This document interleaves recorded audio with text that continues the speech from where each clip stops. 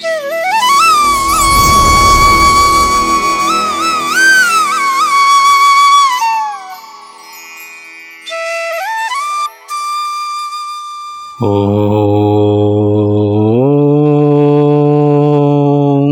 శ్రీ సచ్చిదానంద సమర్థ సద్గురు సాయినాథ్ మహారాజ్ కీ జై. ముందుగా సాయి భక్తులందరికీ నమస్కారం అండి. వీడియో చూస్తున్న ప్రతి ఒక్కరిపైన ఆ సాయినాథుని ఆశీస్సులు ఉండాలని, బాబా గారి భక్తులందరూ ఎప్పుడూ కూడా ఆనందంగా సంతోషంగా వారి జీవితాన్ని గడపాలని మనస్ఫూర్తిగా కోరుకుంటూ ఈ వీడియోని స్టార్ట్ చేస్తున్నాను ఫ్రెండ్స్. ఈరోజు సందేశంలో బాబా గారు తన బిడ్డలతో మరొక చక్కటి సందేశాన్ని అయితే అందించబోతూ ఉన్నారండి.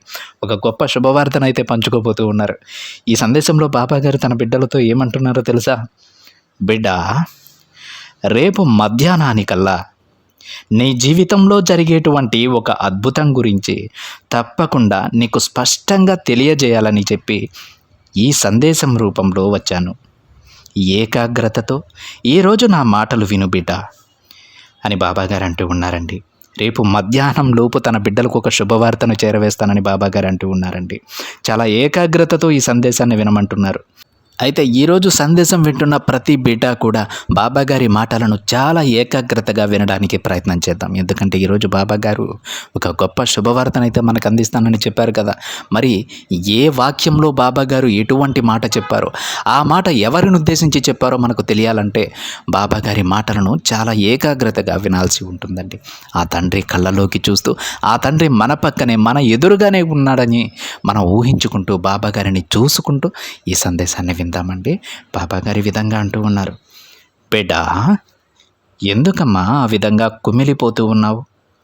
లోకం నిన్ను అర్థం చేసుకోవడం లేదనా? నీవారు నిన్ను వదిలి వెళ్ళిపోయారనా? నువ్వు ఒంటరివానివని ఎందుకు ఇలా భావిస్తూ ఉన్నావు బిడ్డ? నీవు పడుతున్నటువంటి ప్రతి కన్నీటి చుక్క నా పాదాల చెంతకు చేరుతోందమ్మా. నీ హృదయ లోతుల్లో ఉన్నటువంటి ఆవేదన నాకు వినబడదు అని నువ్వు అనుకుంటూ ఉన్నావు, అవునా? చూడు బిడ్డ, నువ్వు పడేటువంటి తపన, నీవు అనుభవిస్తున్నటువంటి కష్టాలన్నీ కూడా నా దృష్టిలో ఉన్నాయి. కానీ ఒక్క విషయం గుర్తుపెట్టుకో, బంగారం అనేది అగ్నిలో కాలినప్పుడే దాని మెరుపు అనేది బయటపడుతుంది. నిజమే కదా బిడ్డ? నీవు కూడా ఇప్పుడు అటువంటి పరీక్షా సమయాన్ని ఎదుర్కొంటూ ఉన్నావు తల్లి. ఇది నిన్ను నాశనం చేయడానికి కాదమ్మా, నిన్ను ఒక గొప్ప వ్యక్తిగా తీర్చిదిద్దడానికి నేను వేసినటువంటి ఒక ప్రణాళిక మాత్రమే. చూడు, నీవు నా బిడ్డవు. నీకు ఎప్పుడైనా కానీ, అంటే నీ మనసుకి నువ్వు ఎప్పుడైనా గాయపరుచుకున్నా, లేదంటే ఏదో ఒకటి ఆలోచిస్తూ ఉన్నా, నీకంటే ఎక్కువగా నీ గురించి నేను ఆలోచిస్తూ ఉంటాను. ఎందుకు నా బిడ్డ ఇలా ఉంది, ఎందుకు ఇంతలా ఆలోచిస్తూ ఉంది, ఎందుకు తనను తానే గాయపరుచుకుంటూ ఉందని నేను నీకంటే ఎక్కువ ఆలోచిస్తూ ఉంటాను తల్లి. నీకు ఎవ్వరు తోడున్నా లేకున్నా ఈ తండ్రి ఎల్లప్పుడూ నీతోనే ఉంటారన్న విషయాన్ని నువ్వు మరిచిపోవద్దు. బిడ్డ, నిన్ను ఎన్ని సమస్యలు, ఎన్ని కష్టాలు వెంటాడుతూ ఉంటే వాటిని నీ నుండి దూరం చేయకుండా నేను అలా కూర్చొని ఉన్నానని నువ్వు అనుకుంటూ ఉన్నావా? ఒక సువర్ణ అధ్యాయం రేపటి నుండి నీకు ప్రారంభం కాబోతోంది. ఎన్నో ఏళ్లుగా ఎదురు చూస్తున్నటువంటి ఒక శుభవార్త నీ చెవిన పడబోతోంది తల్లి. అది నీ ఆర్థిక ఇబ్బందుల నుండి విముక్తి కావచ్చు, లేదా నీ ఇంట్లో అనారోగ్యంతో బాధపడుతున్నటువంటి వారికి కలిగేటువంటి ఉపశమనము కావచ్చు, లేదా నీవు ప్రాణంగా ప్రేమించే వ్యక్తి నుండి వచ్చేటువంటి సానుకూల స్పందనే కావచ్చు. ఇలా ఏది ఏమైనప్పటికీ కూడా రేపు మధ్యాహ్నం లోపు నీ మనసు గంతులేసేటువంటి వార్త నీ దరికి చేరుతుందమ్మా. నేను ద్వారకామాయిలో కూర్చొని నీకు మాట ఇస్తున్నాను బిడ్డ. నా మాట అనేది పొల్లుపోదు. కాలం నా ఆధీనం. ఇక నీ కర్మ విచక్షణ కాదు. నీవు చేసినటువంటి పుణ్యం అనేది ఫలించే సమయం ఆసన్నమైంది. చూడు బిడ్డ, సందేహం అనేది ఒక చీకటి గది లాంటిదమ్మా. అక్కడ వెలుగు ఉండదు, భక్తి కూడా నిలబడదు. నీవు నన్ను నమ్ముతున్నావని చెప్పి పైకి చెబుతూ ఉన్నావు, కానీ నీ లోపల ఏదో తెలియనటువంటి భయం నిన్ను వెంటాడుతూనే ఉంది. బాబా నిజంగా నాకు సహాయం చేస్తారా, నా కష్టాలు తీరుతాయా అని నీ మనసు నిన్ను ప్రశ్నిస్తూ ఉంది, అవునా కాదా? ఆ భయాన్ని నా పాదాల దగ్గర వదిలే అని నేను చెబుతూ ఉన్నాను బిడ్డ. నీవు శరణాగతి చెందితే నీ భారమంతా కూడా నాదే.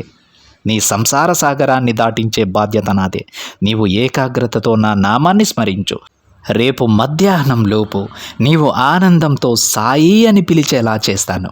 ఇదే నా వాక్కు, ఇదే నా ఆశీస్సు. నీవు ఒంటరివి కానే కావు బిడ్డ.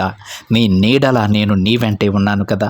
నీవనుకుంటున్నావు నేను ఎన్నో తప్పులు చేశాను, అలాగే తెలియక కొన్ని పొరపాట్లు కూడా చేసేశాను అని చెప్పి నీ మనసులో నువ్వు అనుకుంటూ ఉన్నావు. నీవు తప్పు చేసినా, ఒప్పు చేసినా, లేదా చాలా రోజుల నుండి నీవు నన్ను ఏది అడిగినా అడగకపోయినా, నువ్వు నిన్ను గమనించుకోవడం లేదని చెప్పి నీవు నన్ను నిందలు వేసినా సరే, ఇవేమీ కూడా నేను పట్టించుకోనమ్మా. కానీ ఒక్కటి మాత్రం పట్టించుకుంటాను బిడ్డ. నీవు చేసినటువంటి తప్పును ఒప్పుకున్నావు, అలాగే తెలియక చేసినటువంటి తప్పుల గురించి పశ్చాత్తాపం చెందావు. నీ కంట నీరు నీ పాపాలను కడిగేసిందమ్మా. నా దృష్టిలో నీవు కేవలం పసిబిడ్డవు. చూడు తల్లి, తన బిడ్డ తప్పు చేసినా ఏ విధంగా తల్లి క్షమిస్తుందో, నీ సాయి కూడా నిన్ను అలానే దగ్గరకు తీసుకుంటాడు. నీ గతంతో నాకు అవసరం లేదు బిడ్డ. నీ భవిష్యత్తును నేను మలుస్తాను. ఈరోజే నీ కష్టాలకు ముగింపు పలుకుతాను. చెప్పాను కదా, రేపు మధ్యాహ్నం తర్వాత వచ్చేటువంటి ఒక శుభవార్త నీకు క్షమాభిక్ష. అది నా ఆశీర్వాదం కాబట్టి నువ్వు భయపడవద్దు. నీ వెనుక కొండంత అండగా నేను నిలబడి ఉన్నాను. నువ్వు చేసిన తప్పులకు పశ్చాత్తాపం చెందినందుకు ఈ శుభవార్తను నీకు రేపు మధ్యాహ్నం లోపల నేను అందిస్తానమ్మా. ఎంతకాలమని ఎదురు చూడాలి సాయి అని విసిగిపోయి ఉన్నావు కదా. నీవు ఇప్పటి వరకు ఎప్పుడూ కూడా శ్రద్ధ సబూరిని కోల్పోలేదు బిడ్డ. దానికి ప్రతిఫలంగా ఇప్పుడు నీవు నీ గెలుపుని పొందబోతున్నావు. ఆకాశం నుండి నీళ్ల చుక్క పడటానికి మేఘం పట్టాలి కదా తల్లి. అలాగే నీ జీవితంలో సుఖం రావడానికి ఈ కష్టాల మేఘాలు తొలగిపోవాలి. ఆ సమయమే రేపు మధ్యాహ్నం. నీవు ఎవరి ముందైతే తలదించుకున్నావో, ఎవరి వల్లనైతే అవమానాలు పడ్డావో, వారి నీ గొప్పతనాన్ని చూసి ఆశ్చర్యపోయే రోజు రేపే. రేపటి రోజున నేను పంపే ఆ శుభవార్త నీ ఆత్మగౌరవాన్ని తిరిగి మరలా నిలబెడుతుంది బిడ్డ. నా మీద భారముంచి నిశ్చింతగా ఉండమ్మా. నీ ఇంట్లో అశాంతి రాజ్యమేలుతుందా తల్లి? లేదా మనుషుల మధ్య దూరం పెరిగి ఉందా? అన్నీ కూడా నా లీలలే. నిన్ను దృఢంగా మార్చడానికి నేను ఆడినటువంటి ఒక జగన్నాటకం ఇది. నీకు అర్థం కాలేదు కదా. ఇన్ని రోజులు కష్టపడ్డావు కదా బిడ్డ. వీటన్నింటికి ప్రతిఫలంగా, ఇన్ని రోజులు నువ్వు కష్టాలు అనుభవించిన దానికి ప్రతిఫలంగా గొప్ప అద్భుతమైనటువంటి శుభవార్తను నేను నీకు అందించబోతూ ఉన్నాను. రేపటి వరకు వేచి ఉండు. ఎటువంటి శుభవార్త నువ్వు వింటావంటే ఎగిరి గంతేస్తావు తల్లి. అందులో ఎలాంటి సందేహం లేదు. చూడమ్మా, ఒక సందేశం నీ కుటుంబంలో మరలా నవ్వులు పూయించేలా చేస్తుందమ్మా. అదే ఈ సందేశం. విడిపోయినటువంటి మనుషులు కలుస్తారు. అర్థం లేనటువంటి గొడవలు ముగుస్తాయి. చూడు బిడ్డ, నా బిడ్డల ఇల్లు ఎప్పుడూ కూడా నందనవనంలా ఉండాలనేదే నా కోరిక. దానికోసమే ఈ శుభవార్తను రేపు నీ కోసం పంపుతూ ఉన్నాను. ఆ కోరిక తీరే గడియలు దగ్గర పడ్డాయి తల్లి. రేపు మధ్యాహ్నం తరువాత నీ ఇంటికి మహాలక్ష్మి వచ్చేటువంటి శుభముహూర్తం. నీ ఆరోగ్యం గురించి ఆందోళన చెందుతున్నావా తల్లి? ఈ శరీరం ఎప్పుడు బాగుపడుతుంది, నేను మరలా ఎప్పుడు ఉత్సాహంగా ఉంటానని ప్రతిరోజు కూడా నన్ను ప్రార్థిస్తూ ఉన్నావు కదా. చూడు, ఈ సాయి విభూది నీకు అన్నింటా రక్ష. నీ రోగాన్ని హరించేటువంటి వైద్యుడిని నేనే కాబట్టి రేపు నీకు అందించేటువంటి ఆ వార్త నీ ఆరోగ్యానికి సంబంధించినటువంటి ఒక గొప్ప సమాచారం కావచ్చు, లేదా వైద్యులు కూడా ఆశ్చర్యపడేలా నీలో మార్పు రావచ్చు. నా నామాన్ని స్మరిస్తూ ఉండు బిడ్డ. నీ దేహంలో ఉన్నటువంటి ప్రతి అణువు నా చైతన్యంతో నిండిపోయి ఉంటుంది. ఆరోగ్యమే మహాభాగ్యం అంటారు కదా. ఆ భాగ్యాన్నే నేను నీకు రేపు అందించబోతూ ఉన్నాను. ఒకవేళ నిన్ను ఆర్థిక ఇబ్బందులు చుట్టుముట్టాయా? అప్పుల బాధతో రాత్రిపూట నిద్ర కరువైందా? కష్టపడినా కానీ ఫలితం అనేది దక్కడం లేదని బాధపడుతున్నావా బిడ్డ? చూడు, నీ కష్టం నా దృష్టిలో ఉంది. కుబేరుడి సంపద కూడా నా కాలి కోటి కింద ఉంది. నీకు ఎంత అవసరమో, ఎప్పుడు ఏది ఇవ్వాలనేది నాకు బాగా తెలుసు బిడ్డ. కాబట్టి రేపు నీ ఆర్థిక ఇబ్బందులను తీర్చేటువంటి ఒక మార్గం అనేది నీ ముందుకు వస్తుందమ్మా. అది వ్యాపారంలో లాభమా, లేదా ఆగిపోయినటువంటి జీతమా, లేదా అనుకోనటువంటి ఒక ధనలాభమా, ఇలా ఏదైనా కానీ, ఆకలితో కానీ అప్పులతో కానీ నీకు ఇక పనే ఉండదు. కాబట్టి నీవు ధైర్యంగా ఉండు. నీ దారి సులభం చేయబోతున్నాను తల్లి. లోకంలో మనుషులు రంగులు మారుస్తూ ఉంటారు బిడ్డ, కానీ నువ్వు నమ్ముకున్నటువంటి నీ భగవంతుడు ఎప్పుడూ కూడా నీకు తోడుంటారు. నీవు నన్ను నమ్మి అడుగు వేశావు, నిన్ను పడిపోనివ్వను బిడ్డ. రేపు నీకు వచ్చేటువంటి ఆ వార్త కేవలం ఒక సమాధానం కాదమ్మా, అది నా స్పర్శ, అది నేను నీకు ఇచ్చేటువంటి భరోసా. ఆ వార్త నువ్వు విన్నప్పుడు నీ మనసు నిశ్చలంగా మారిపోతుంది. చూడు, నీవు పడినటువంటి ప్రతి నిందకు కూడా సమాధానం మా వార్తలోనే నీకు దొరుకుతుంది. నీ నిష్కల్మషమైనటువంటి మనసు ఏమిటో, నీ సత్యం ఏమిటో ప్రపంచానికి తెలిసేటువంటి రోజు కూడా రేపే. అయితే సత్యం వైపు నేనుంటాను బిడ్డ. ఆ సత్యమే నీకు విజయాన్ని ఇస్తుంది. అది నువ్వు కూడా నమ్మాల్సి ఉంటుంది. నీవు నా దగ్గరకు రావడానికి ఎన్నో ప్రయత్నాలు చేస్తూ ఉన్నావు కదా, కానీ ఏదో ఒక ఆటంకం నిన్ను ఆపుతూ ఉంది. అది కూడా నీవింకా పరిపక్వత చెందాలని నేను నీ నుండి వేచి చూస్తూ ఉన్నానమ్మా. కానీ ఇప్పుడు నీవు అన్నింటా సిద్ధమయ్యావు బిడ్డ. రేపు నీకు ఒక సమయం చెప్పాను కదా బిడ్డ, ఆ సమయానికి నీ మనసులో ఉన్న భారమంతా తగ్గి అద్భుతమైనటువంటి ప్రశాంతత నీకు కలిగేలా చేస్తాను. అదే నీకు అందేటువంటి మొదటి శుభవార్త. దాని వెంట భౌతికమైనటువంటి సంతోషం నిన్ను వెతుక్కుంటూ వస్తుందమ్మా. నా బిడ్డవు ఆనందంగా ఉండటమే నాకు కావలసినటువంటి దక్షిణ. ప్రతిరోజు నా ఫోటో ముందు దీపం వెలిగించి నీ బాధలు చెప్పుకుంటున్నప్పుడు నేను వినడం లేదని చెప్పి నువ్వు అనుకుంటూ ఉన్నావు. ఆ దీపపు జ్యోతిలో నేను ఉన్నాను తల్లి.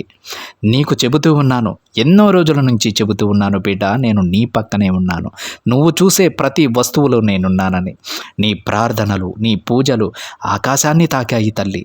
అందుకే ఈరోజు నేను నీ ముందుకు వచ్చి ఈ సందేశం నువ్వు వినేలా చేశాను. రేపు ఖచ్చితంగా నీ భక్తికి పరాకాష్ట, నీవు నా మీద ఉంచిన నమ్మకానికి నేను ఇస్తున్నటువంటి బహుమతి అదే. ఆ వార్త నీవు విన్నప్పుడు నా వైపు కృతజ్ఞతగా చూడు. ఆ చూపు చాలు నాకు. నీ కళ్ళలో ఆనందం చూడటమే నా యొక్క పరమావధి. చూడు, ఈ ప్రపంచంలో ఏది కూడా శాశ్వతం కాదమ్మా. సుఖం తర్వాత దుఃఖం వస్తుంది, దుఃఖం తర్వాత సుఖం రావడం, ఇవన్నీ కూడా సహజమే. కానీ నా భక్తుడికి దుఃఖం వస్తే అది అతన్ని బలవంతుని చేయడానికి ఇప్పుడు నీవు అన్ని కష్టాలు తట్టుకొని నిలబడ్డావు. అర్థమైందా? ఈ తండ్రి ఏది కూడా ఊరికే చేయడమ్మా. నిన్ను సమర్థవంతంగా తయారు చేయడానికి ఈ కష్టాలు చిన్న చిన్న సమస్యలు. అందుకే సుఖాన్ని అనుభవించేటువంటి అర్హత నీకు దక్కింది. ఇప్పుడు రేపటి నుండి అన్నీ కూడా నీకు మంచి రోజులే బిడ్డ. నీ జీవితంలో వసంతాన్ని తెచ్చే రోజు రేపటి నుండే మొదలవుతుంది. నీవు ఎండిపోయినటువంటి చెట్టులా కాకుండా చిగురించినటువంటి మొక్కలా ఎదగాలి. నా దీవెనలు ఎప్పుడూ కూడా నీకు తోడుగా ఉంటాయి. నువ్వు ఎంతో మందికి సాయం చేశావు తల్లి, కానీ నీకు అవసరం వచ్చినప్పుడు ఎవ్వరూ కూడా సహాయం చేయడానికి ముందుకు రాలేదని బాధపడ్డావుగా. చూడు బిడ్డ, మనుషులు సహాయం చేయకపోయినా పర్వాలేదు, సృష్టికర్త అయినటువంటి నేను నీకు తోడు ఉన్నానుగా. నువ్వు చేసినటువంటి ధర్మమే, నువ్వు చేసినటువంటి సహాయమే నిన్ను ఈరోజు కాపాడనుంది. నీకు రేపు అందేటువంటి శుభవార్త నువ్వు చేసినటువంటి పుణ్యఫలమే. అది ఒక అపరిచితుని రూపంలో రావచ్చు, లేదా ఒక అద్భుతమైనటువంటి అవకాశ రూపంలో రావచ్చు. ఇలా ఏదైనా కానీ అది నేను పంపించిందే అని మాత్రం గుర్తించుకో చాలు. నువ్వు ఎప్పుడూ కూడా ఒంటరివి కావు బిడ్డ. నీ మనసులో ఎన్నో కోరికలు ఉన్నాయి. కొన్ని చెప్పుకోలేనివి, కొన్ని చెప్పుకోదగినవి, కొన్ని తీరనివి కూడా. కానీ నాకన్నీ తెలుసు. ఏ కోరిక నీకు మంచిదో, ఏది నీకు మంచి చేస్తుందో అదే నేను నిర్ణయిస్తాను. రేపు వచ్చేటువంటి ఒక వార్త నీకు నిజంగా అవసరమైన దాని గురించే ఉంటుందిలే. ఎక్కువగా ఆలోచించవద్దు. అది నీకు మేలు చేసే వార్తే. నీవు కోరుకున్నటువంటి దానికంటే కూడా చాలా గొప్పదే నేను నీకు ప్రసాదించాను. నా సంకల్పం అనేది నీ జీవితాన్ని సైతం ఉన్నతంగా తీర్చిదిద్దబోతోందమ్మా. ధైర్యంగా ఉండు బిడ్డ. మిగతావన్నీ కూడా నేను చూసుకుంటాను. ఎలాంటి ఆలోచనలు పెట్టుకోకుండా ప్రశాంతంగా నిద్రించు అని బాబాగారు అంటూ ఉన్నారండి. చూశారు కదండి, ఈరోజు బాబాగారు ఎంత గొప్ప అదృష్టాన్ని తన బిడ్డలకు ప్రసాదించారు. బాబాగారు ఏది కూడా ఊరక చూస్తూ గమ్మను కూర్చోరు. మనం కష్టపడుతూ ఉంటే, మనం సమస్యలు ఎదుర్కొంటూ ఉంటే ఆ తండ్రి పట్టి పట్టనట్టు ఇప్పుడు ఉండరండి. బాబాగారు మనల్ని చూడడం లేదని మనం అనుకోవాల్సిందే. ప్రతి క్షణం ప్రతి సెకను కూడా ఆ తండ్రి మనల్నే చూస్తూ ఉంటారు. మనం కష్టపడుతూ ఉంటే మనకంటే ఎక్కువగా ఆ కష్టాన్ని అనుభవించేది ఆ తండ్రి. ఆ కష్టాన్ని ఆయన చూడలేరు. అందుకే మనకు ఏది కావాలో, మనకు ఏది ఇస్తే మనం సంతోషంగా ఉంటామో మనకంటే కూడా ఆ తండ్రికి ఎక్కువగా తెలుసు. కాబట్టి మనల్ని అన్నింటా కూడా సిద్ధం చేసి బాబాగారు ఆ కోరికలు నెరవేరుస్తారు. మనం అడిగిన దానికంటే గొప్పవే ఆ తండ్రి ఇస్తారు. ఎందుకంటే అందరిమీ కూడా ఆ తండ్రిని నమ్ముకున్నటువంటి బిడ్డలమే కాబట్టి. ఇక అనవసరమైన ఆలోచనలు చేయకుండా ప్రశాంతంగా ఉండండి. రేపటి కోసం ఎదురు చూడండి. తప్పకుండా శుభవార్త మిమ్మల్ని చేరుతుంది. ఇది ఫ్రెండ్స్ ఈరోజు బాబాగారి సందేశం కనుక నచ్చినట్లయితే ఒక చిన్న లైక్ చేయండి ఫ్రెండ్స్. మరింతమంది మన బాబాగారి బిడ్డలకి ఈ సందేశాన్ని షేర్ చేయండి. మొదటిసారిగా ఛానల్ని చూస్తున్న వాళ్ళైతే తప్పకుండా సబ్స్క్రైబ్ చేసుకుని పక్కనే ఉన్న బెల్ ఐకాన్ని యాక్టివేట్ చేయండి. మరొక బాబాగారి సందేశంతో మరొక వీడియోలో కలుద్దాం. అంతవరకు ఓం సాయిరామ్.